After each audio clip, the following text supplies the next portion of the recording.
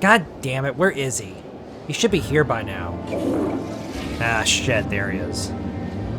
Hey man, sorry about that. They weren't lying about that Taco Bell lettuce. Okay, everyone, we're here to see...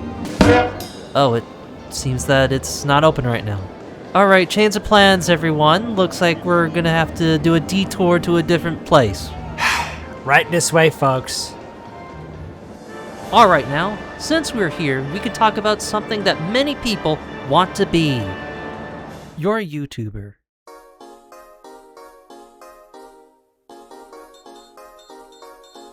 You're small, but you make videos like everyone else.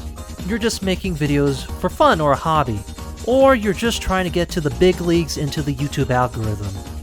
But then, you make a video that finally gets a lot of people's attention. Alternatively, you have a big audience now through reputation of making videos. You have finally made it. You have finally reached the big leagues. Things are looking great for you. Then you fuck it up. Then all of that comes crashing down. Yes, it was somehow your own fault for your own downfall. Your once loyal fan base has turned against you. Your fans have become very angry at your own actions. And the most saddest thing of all, the number goes down.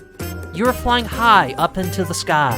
Then, just like Icarus of Greek myth, you fell down hard back to Earth. And there is no one else to blame but yourself.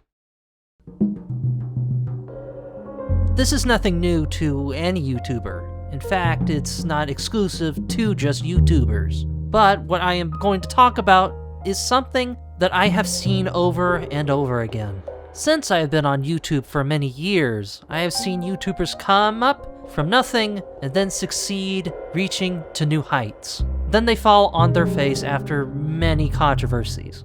However, this is all done mostly through their very own actions. Now, I have talked about YouTubers and their fall from grace before, but now I think it is time for something a bit different. I'm going to be talking about YouTubers that are more popular, well, were more popular. These channels used to be loved by many, but now they are seen with sadness and disdain from former fans. Some people would say they have fallen off and are in a worse place than where they have started from. Now with that intro out of the way, relax. Let me tell you a cautionary tale of when a YouTuber loses it all.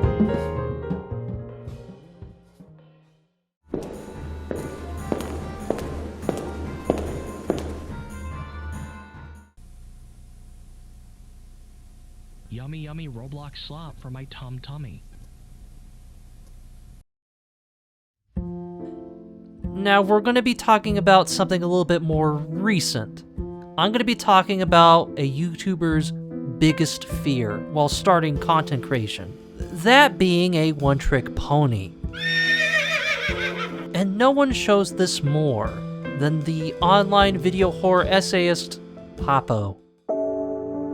Starting their channel on March 21st, 2021, Pappo's channel was nothing special, but it was more joyful and full of life, until, like many others who reach it big, would strike gold. That being horror, like video games and internet horror. Originally, he was making plush videos with Five Nights at Freddy's characters.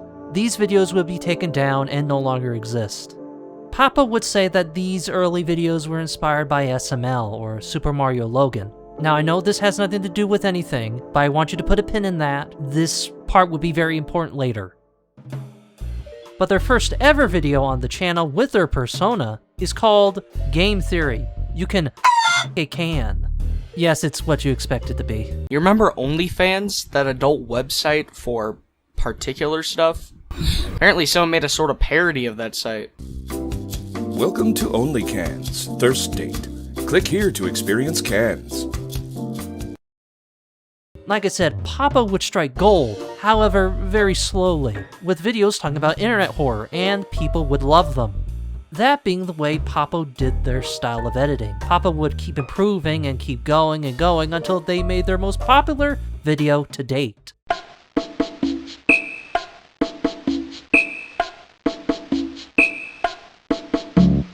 A video about Shipwreck 64. In fact, Poppo was friends with the creator, Squeaks2Corgay. They would even let Poppo play the game early, and let them have a collaboration with Squeaks2Corgay. Then the video was finally released, and the results were fantastic. The Shipwreck 64 video is the most popular video Poppo has ever made. Then they would make another video of a fan series that reimagines Five Nights at Freddy's. This was an internet series known as Fazbear's Toddler Fun, and this also would be received very well. After that, they would post other things here and there, still horror related, also about other dark subject matter, like the dark side of Roblox gambling. Very riveting. But after that, there would be some controversy that would hit the Poppo Tower. Alright, now you can get the SML part out because we can now talk about one of Poppo's biggest controversy, and in their own words, given them nothing but misery. That being the SML wiki. Now, I've never talked about SML.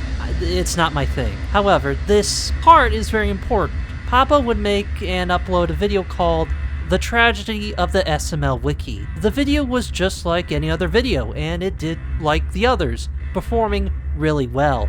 The video will be released on May 8th, 2024. Then 4 months later, on August of 2024, the site owner, Nizawa, would announce that running the SML Wiki was getting expensive, and that they would probably pull the plug on the site. Poppo would then respond to this with posts like this, and this. They would then delete them, then say that they were not sorry. That's kind of a bit out of character, don't you think? Some people's reaction to this was very confused, but also them just realizing that all this was just straight up kind of mean. But also, where's the evidence of them doing this? You're not going to show it, okay. Okay then. But there would be more, and Poppo's image online, just like when he hit it big, would slowly start to change. Also, one thing I will get out of the way is that, well, Poppo is kind of bit of a weird guy. This would be a common trend with Poppo, as you can see with this. In April of 2025, there would be allegations about Poppo, people calling them out, the usual stuff online. As you can see, Poppo would get into some trouble. Now, you might be wondering, what was that kind of stuff? Well, the first thing was that Poppo was on Discord talking sexually to minors, allegedly. But also, having a Discord in general is just going to give you all kinds of trouble. All this would happen on November of 2024. Poppo had some friends and they were doing a smash or pass on Discord. Poppo was 18 at the time, however, there was a minor in that call. The person or YouTuber in the call was Quinneman. They were 16 years old. Poppo would make an apology in a Google Doc called Response. This is as it says on the tin. Poppo would address the stuff and what happened in their Discord and other allegations. They would say that making jokes about finding abuse attractive in a glorified call of smash or pass with a minor is wrong. No, dummy. The other allegation in July of 2024, Poppo was in an 18+ group in VR chat. Yeah, I know, it's bad. I know. Allegedly, Poppo somehow made someone uncomfortable in the 18+ Discord group chat in VR chat. I don't know how they did it, but they did. Poppo would make an apology to them, but here's the thing. Poppo decided, in their infinite wisdom, to get Quinneman to write said apology to the person who was uncomfortable in the 18+ VR chat group. Do I even need to say anything here? There will be even more allegations against Poppo, like them not paying their artists for thumbnails, and them harassing other creators. After this, Poppo would apologize for real this time. This was to a lot of people and creators like Doomfox, Dags, Quinneman, Dusky, Tomato Bricked, and Chazington. Then they would say that, more than likely I'm going to step away from being a public figure, continue making content without being the person behind the content. Then after that, everything was done. Poppo would leave the internet to work on themselves. Is what I would say if he didn't do it again, but in a more sad, pathetic, funny way. Then some time would pass. But let me tell you something about Pappo that might give you some explanation on what's going on with Pappo. You see, Pappo is bipolar. Well, not really. It's similar bipolar, but not to an extreme degree, but it's still there. Now, does this explain the annoying narcissism and what Pappo has done? No. Then again, it does explain a few things. But after that, Pappo would make more videos, and this is where the problems would begin. After a while, people started to notice that Pappo's videos are kind of poorly researched, lies, and just downright negative and mean. Or just straight up bad for some strange reason. I'm not trans. People would voice their opinions on this, and people were not happy with it. Then the biggest and the funniest crash outs would happen. On Twitter, someone would have a screenshot of a deleted comment on Pappo's latest video. It goes something a little bit like this. Oh.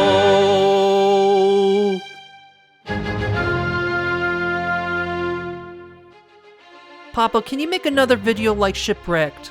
Poppo, can you make another video like Fazbear Toddler Fun? Poppo, can you talk about analog horror? Poppo, can you summarize analog horror, please? Poppo, can you talk about an awesome N64 style retro game about nostalgia and depression? Poppo, can you make another video like Shipwrecked? Poppo, can you make a video about something Poppo, can you be like Quentin Reviews, but for content I like? Poppo, can you talk about digital horror? Poppo, can you summarize an entire story for me so I don't have to engage with any thought? Poppo, can you let me larp? Poppo, can you talk about internet horror? Is Dandy's World a terrible game for terrible people? Is Forsaken a terrible game for terrible people? Is Pillar Chase 2 a terrible game for terrible people? A terrible game for terrible people? Poppo, is this terrible comment for terrible people? Poppo, is this terrible video for terrible people? Poppo, is this a terrible song for terrible people? Poppo, is this a terrible video for terrible people? Poppo, is this a terrible for people? I'm not playing Dandy's World. Poppo, you peaked at Shipwreck 64. Poppo, can you make another video like Shipwreck 64? We got an update. Can you talk about my self-ship? Poppo, you play Roblox Poppo, wrong. You don't like my game. I'm going to tell Twitter now. Poppo, are you pretentious? Poppo, are you egotistical? Poppo, are you contrarian? Poppo, are you too negative? Are you too biased? Poppo, can you talk about what happens in a video but not have an actual thought of your own? I don't like opinions. Poppo, can you talk about analog horror? Poppo, can you make another video like... Poppo, you going crazy. Poppo, blood is Mad Skull. Whoa!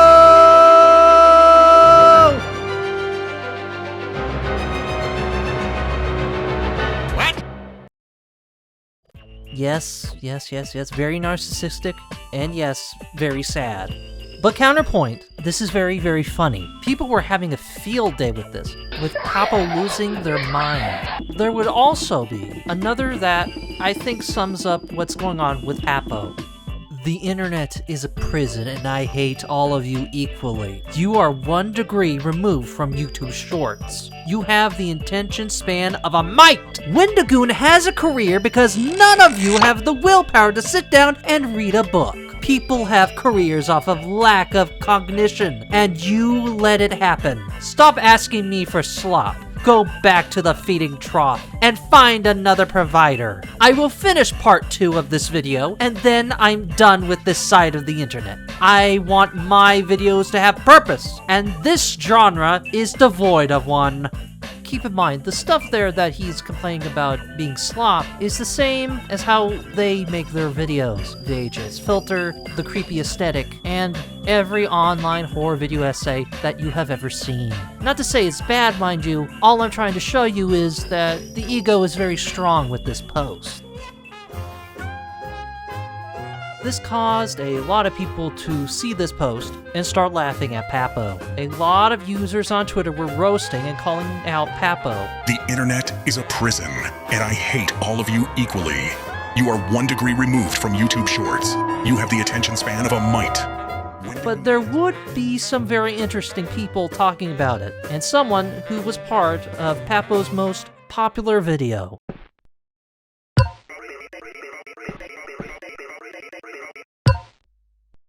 The internet is a prison, and I hate all of you equally. You are 1 degree removed from YouTube Shorts, and you have the attention span of a mite.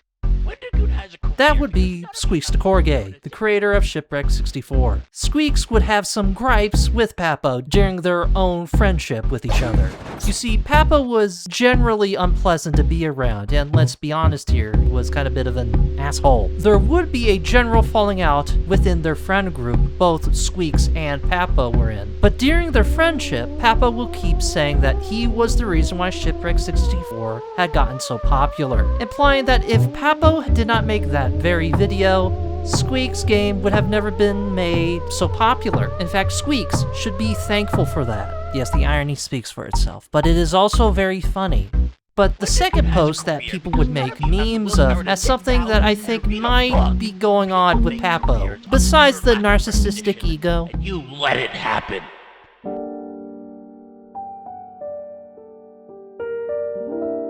The fear of being the one-trick pony, if you look at it. It kind of makes sense in a way. For Pappo, you make a video, you put work into it, and it worked. You get the views, and people love your work and your videos. You keep doing it, and the views keep coming in. Then you do something you want to do. Then it failed. You keep making the videos in that style, you get burned out. But you really want to talk about something different. But you can't because you're not allowed to do that. Slowly over time, your attitude in your videos start to become more negative, and people are not liking that. Getting more angry, to the point that you have a crash out that people make fun of you for it. But in the end, all you wanted to do was just make some fun videos. Now you see why Poppo is acting like this? Now, am I justifying everything what Poppo has done? No, of course not.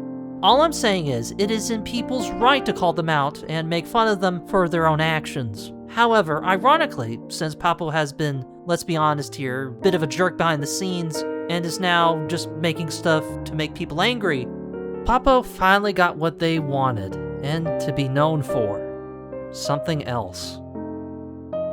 That being the guy getting mad at their friends, messing around in Overwatch and yelling at them, by saying that they hope their entire family dies in a car crash. I do agree. It is very funny.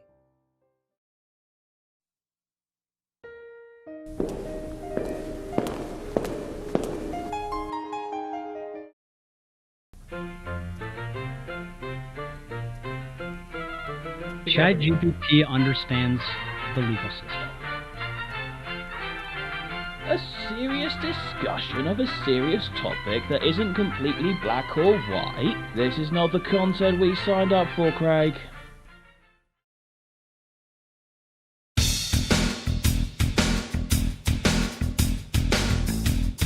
Now, the next YouTuber I'm going to be talking about is very infamous for what they have done. Meanwhile, taking advantage of people who were very vulnerable. Even YouTubers would follow their lead in what they thought was a good cause.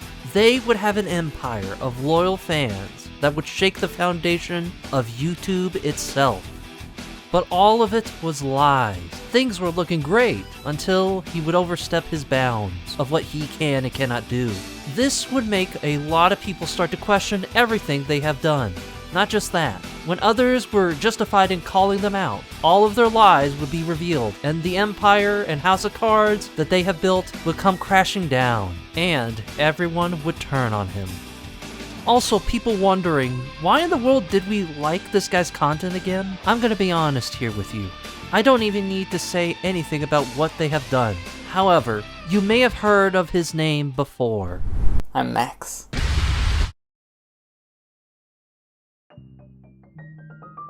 Now, I know MamaMax has been talked about to death. Trust me, it is well deserved. However, I will give you a shortened version of the events for the people out there who don't know. But I will do something a little bit different that not a lot of people have talked about a little bit later. So let me tell you the tale of MamaMax. Starting his channel all the way back in May of 2016, Max would be the typical depressed teenager talking about life problems online, like friends, finding a job, school problems, people not finding you attractive, and terrorism. Okay? All of this would be in a series called Life Sucks. But this would not be the only series Max would make. The MamaMax channel would also have a series called Hentai Reviews. All of these would be deleted. However, there would be some re-uploads of some of these videos. Let's watch. Okay, so we have this fruitcake opening these giant steel doors as if he's about to walk in some top secret government building, but apparently it's just a gym closet with a red-haired girl, and there's a what the fuck is that? It's just a random stand with blank pieces of paper on it, and then a brown piece of paper in the middle for some reason. I don't know if Japan has a lot of those, and I sound like a fucking idiot, but I have no goddamn clue what that thing is. You may be wondering, why am I spending my time questioning the set design of an animation? I may be wondering to myself why I'm spending my time questioning the set design of an animation. I may also be wondering why you're watching me asking myself why I'm spending my time questioning the set design of an animation. And now you may be wondering, why am I asking you why you're watching me asking myself why I'm spending my time questioning the set design of an animation? Yes, very pretentious. Over time, Max would change into many different types of topics. Something more original and something not a lot of people have done on this site. Talking about video games. Very, very original. These would do pretty good. Nothing special, but all of Max's older content would be overshadowed on who he would become. After all the changes, Max would do something different again. However, this would change absolutely everything. There would be more of a tonal shift in Max's videos and content. And let's be honest, you already know what I'm going to be talking about. There is a deep web game that doesn't exist. This right here would be the key to Max's success on the YouTube platform, especially with the names and thumbnails. It got people's attention. Max finally cracked the code, and people were liking the content as well. Looking back at it now, it was, well, really...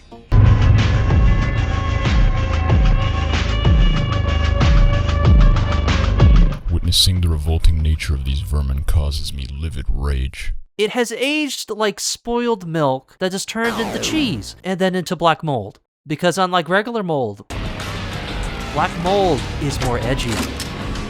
Then Max would change to another topic once again, but this time about something a lot more serious. Okay, let me give it to you straight. What Max was going to be talking about now was the assault of children, and these videos were getting back at those who were preying on those children. As a lot of people know now, these videos were very popular, and to many, seeing Max is doing the right thing. But also, these videos would be taken very, very seriously by making them themed after Hotline Miami.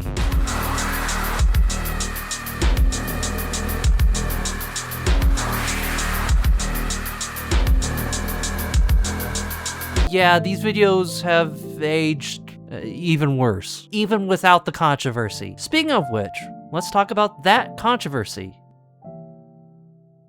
Max would be riding high on his success. Every video would be getting bigger and bigger. More and more views would be coming in. There were many people who were fans of Max's work and who thought that they were backing something good. Even victims were very supportive of Max and his cause. However, there would be a little bump in the road where YouTube would be taking down videos about these topics. And MamaMax and their content was in the crosshairs. He would start a movement that many people were in support of. Even other fellow YouTubers were on Max's side. But let me be honest here with you. Max had an army mostly of people who found him very attractive, and a lot of women. Not to say that many of them didn't care about the good cause. However, this type of content would attract a certain group of people, specifically the ones that went to Hot Topic and love very, very deep voices. But then, Max would mess up, and he would mess up big time. Funny thing is, it would be about someone who is also very edgy within himself.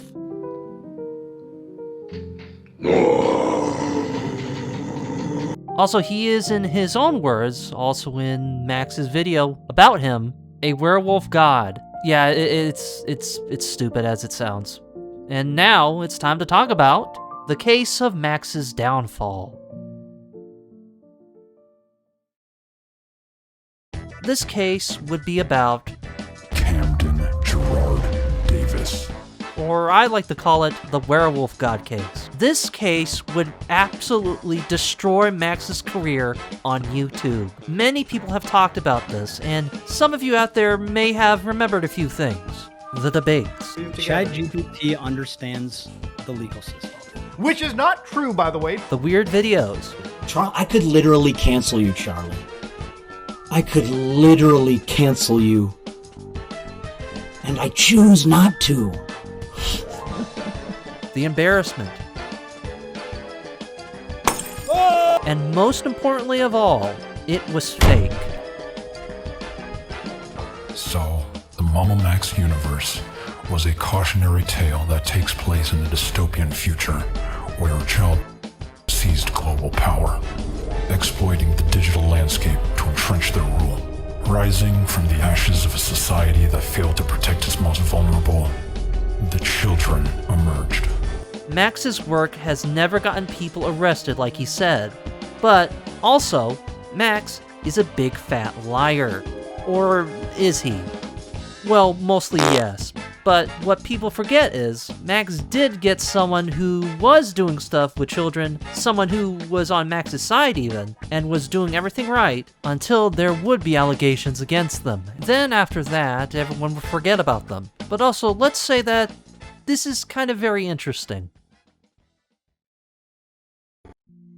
This is Craig Beckett, a YouTuber commentator like any other that you may have seen. But also he was a former magician. No magic could save him at this point, but I'm getting ahead of myself. However, there would be something that would make him stand out. He got a green screen, a girlfriend, and he's British. Craig's content was just dunking on others that a lot of people have already done, just like everyone else on this site. Craig, however, was not like those other commentary channels. He would say that the commentary community were full of hypocrites, and that the commentary had no moral value. I mean, he's not wrong, but I'm still confused on why he wants to do it.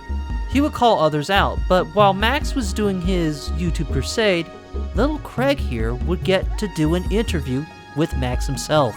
Okay, so Max, thank you very much for taking the time to speak to this absolute nobody on the internet about the hot topic. I know that you are probably in incredible high demand to be talked to at the moment, so I do genuinely appreciate you taking the time.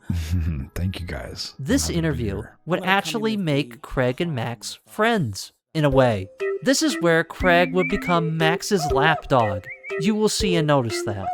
If Max got any criticism, Craig would make a video and do an interview about it. Did this happen? We mutually broke up and I moved out of the house. Okay. Now, this is normal if you like or have any friends online. Even if he says these are not, these videos are clearly very biased. But these interviews, being not like any other commentary channel, and being friends with Max, would not save Craig for being a... what do the British say for this? A nonce. So Craig was talking to a minor on Discord. You know, the usual with these situations. There would be other things like Craig being a backstabber, also going into DMs of victims, calling them liars, not wanting to get the full story. As you can see, Craig was a bit of a wanker. But Craig would be caught talking to minors, as we already know, in, of course, a very, very weird way. After this was uncovered, Craig would hide in his Discord, and after that, Craig would delete everything. Craig had ran for the hills, and has never came back to this very day. Now you might be wondering, what does this have to do with MamaMax? Well, during that time, people saw that Craig was associated with MamaMax, and people had some conspiracies all about it. Did Max know, or was he covering it up? What did Max do in this situation? Well, Max would take this event and do what he can to tell people in a very, very serious way. So he put him in a music video called Pray. You're the prey, and we're the prey. Don't try to pray, you're already dead. And how with me, for what you did. Yeah, I know. This video would show the only image left of Craig. and that would be his face branded with the word pray on it. Also looking like he's been crying and having a look of pure and utter shame on his face. However, if you think about all the things that people have said about Max, this is strictly the only time where he actually got one. Okay, what can we learn from this? Well, the lesson here is to not be like Max, who lied to the top, because people will find out eventually. Or Craig, especially being a Craig. He made everyone angry at him. No one liked the guy anyway. He was bad from top to bottom. Also, after everything that has happened, this music is just straight up terrible. These kids, I do pray. Again, why did people like his content again?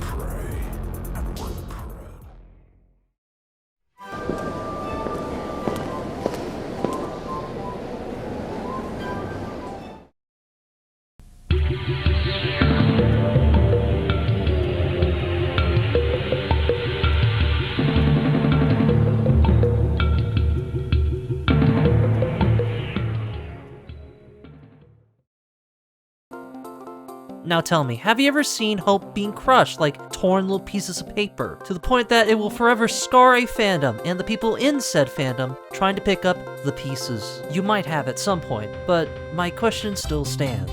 There's one person who did all of that, and then some. A lot of people in love with their series, and then something would get in the way.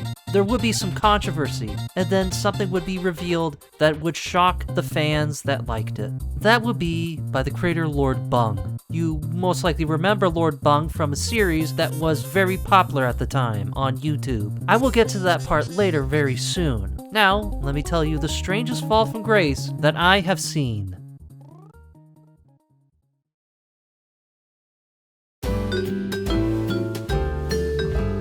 Starting their live drawing, then being inspired by others to create their own, Lord Bung would create their channel in the year of 2016. Lord Bung would then start making little rant videos about topics that they liked, that being pseudoscience or the supernatural. I used to do little rant videos about topics that I really like the pseudoscience and stuff. Like my first video, I think, was a rant about ghosts, about people's belief in ghosts and Ouija boards and the supernatural. It was just kind of a structured, no story, nothing. There was less cartoon creativity I could do with that. But then once I gained enough confidence, I decided to do story stuff. This is when Lord Bung would create the series The Bung Chronicles. These videos would be simple rant videos, but like Bung said, more of a story with it. But later on, these videos would be less rant videos on pseudoscience and more of a series like Rick and Morty. Break my frag! Oh hey, you're William? Ah, Walter, actually. Are you Chris Angel? Fuck yeah, dude. Just got back from tearing my scrotum open and releasing bats into the night sky. However, Lord Bung would have some special guests voicing some characters like IHE, Zaptai, Pyrocynical. Yep. And then, oh fuck! And Dull and Dark. Welcome back to Slop Live. Once again, Pyrocynical is bullying a smaller YouTuber. I would not just be playing Fall Guys, the most mid-Fall Guys gameplay, by the way.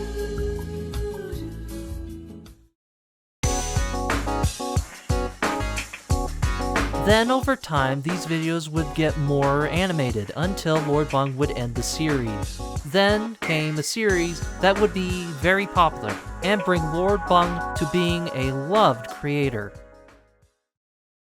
On June 22nd of 2007, an anonymous user would post on the paranormal board of 4chan. This would create the biggest, at the time, internet phenomenons. People were making fan art, fan games, and fan series, and Lord Bung would be one of those fans. Lord Bung would use their artistic talents to make their series of their own, so they made a new series in 2017 called Confinement, and this series was big. When I mean that it was big, it was really big. It overshadowed Bung's last series. The Confinement series is an animated horror comedy series that made SCPs even more popular, episode after episode getting millions of views, and the people were loving it. Not just that, Episodes would come out pretty regularly. For example, after episode 1, episode 2 would come out in 3 weeks. Over time, there would be at least 5 episodes for 5 months in 2017. Then production started to slow down for a bit. Next year, only 2 episodes would be released. Then in 2019, there would only be 1 video that was released. Now, keep in mind, animation is really hard to do, and making a series is even harder to do. Most fans were very understanding with this. There would be some who were frustrated, but most, like I said, were very understanding that this would take some time. Meanwhile, Lord Bung was hard at work at the next episode for the series, episode 8, and people were very excited to see it. Then they waited. And waited. And waited. And waited. And waited. Production of episode 8 started back in 2020. There would be nothing publicly known for 4 years and people were starting to get very frustrated, but there was hope that it would finally come out. Meanwhile, as time passed, there would be updates on Lord Bung's Patreon on the production of episode 8, but even that would slowly come to a crawl after a while, and then something worse would happen to Lord Bung and the Confinement series. Something that would come as a final nail in the coffin to the Confinement series and Lord Bung's YouTube career. In October, Lord Bung made a post on their Patreon. They would apologize for being late on things, due to them being busy with their side jobs, electricity bills, and a couple of emergency payments, but due to them having carpal tunnel, so it affected their animation and drawings. They would say they would not give excuses and want to get back to work on animations. Then there was a controversy. In 2023, there would be allegations on the YouTuber known as Quite. Quite would be accused of a lot, but most importantly, the sexual assault of Orion. However, Quite would have a mountain of evidence in a video that debunked all of the accusations. Orion would respond to that by saying that he did not care. This, as you could tell, did not help. The people turned on Orion, and Quite survived the internet mob. In fact, Quite would have a full rebound on this, and their career has never been better. However, why am I talking about this? Well, you see, Orion is Lord Bung's best friend.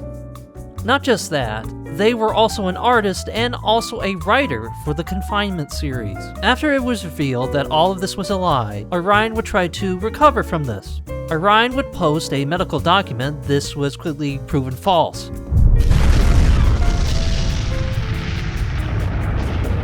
So Orion, with Bung's help, would make a statement with 2 community posts. That did not work due to the sheer amount of evidence, so they deleted them. This is when Lord Bung would make a mistake. They doubled down on Orion's side. Lord Bung's fans were not happy with this at all. Well, Orion was not just a friend, but is Lord Bung's lover, and you can tell this is going to get pretty messy. Also, during that video Quite made, it would be revealed that Orion and Bung had lied regarding me or opinions she's reached on her own about my quality of character. I feel them to be very uncharitable, especially since both the events she says I was socially transactional during were industry events for my job, where part of the explicit purpose of traveling there was to meet people and network. And if these were opinions Danny held in the 2 years we stayed in contact after that final call, I unfortunately was never made aware of them or given an opportunity to discuss and perhaps rectify them with her before we last spoke. Bung would apologize, but the people were out for blood. But a lot of fans of Lord Bung were really upset. However, things would go from bad to worse.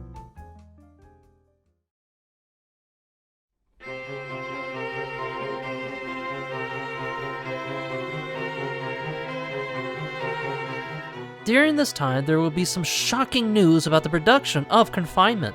All of the money was being made for the series was not going into the production of the series, but was going into, well, personal matters, that being drugs.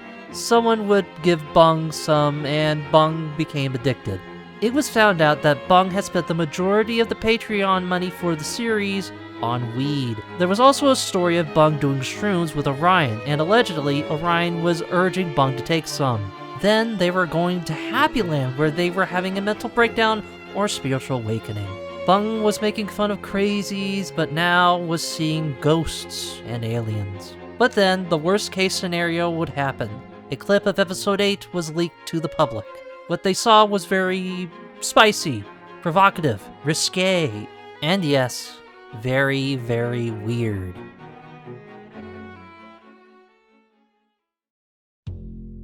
During the production, however, this was something a lot of people would have already known on Bung's Patreon. As you can tell, the public did not.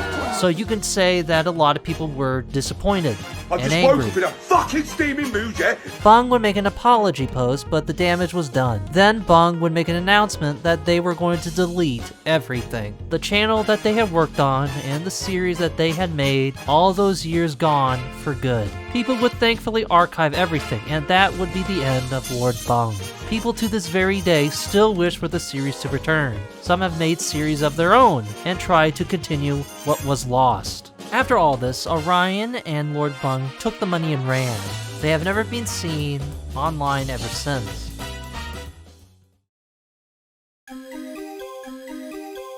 However, after everything, I do kind of feel bad for Bung. Even if they did lie about things, you could say that since Orion and Bung were lovers, Bung could have been manipulated and Bung was trying to defend their lover. That, or it was more the shrooms. But in the end, Bung would forever be remembered for the series that they made. It took over the internet and the SCP fandom, but they screwed everything over and took advantage of their fans, intentionally or not. Well, hey, at least someone can recreate the episode with a leaked script that I found. For instance, you heard about Vor?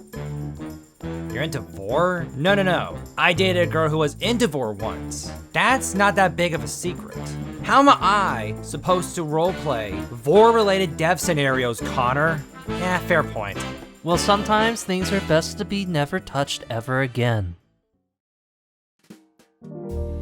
As you can see, this was a bit funny, but also very sad, but also very frustrating, as all of this could have been avoided if each one of them just let their egos aside and just listened. Now, is that the only reason? Oh, no. There are more. Many people used to love these creators and they were on top of the world, but in the end, the greatest enemy of them all was themselves. And now, they have lost it all. Their friends, their fans, and more importantly of all, their self-respect.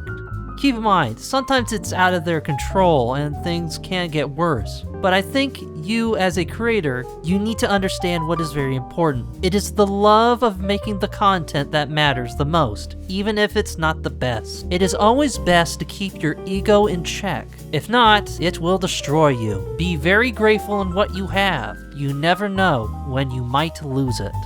Hey, Smack. Huh? You're not gonna like this. One moment, everyone. Yeah, I got the word. The Spoonie exhibit's closed. Are you now? Hey, it ain't my fault. Gamer Mars beat us to it. So what are we supposed to do then? Damn it, now what? Maybe it's important. The Aaron Factor exhibit is now open in the museum. Please enjoy your visit. Oh. See, I told you. Things will work out. Alright everyone, let's head back to a place I like to call the Tragedy of Ozymandias. God, my feet hurt. You had to walk back over. Shut the fuck up and do your job already. As you can see...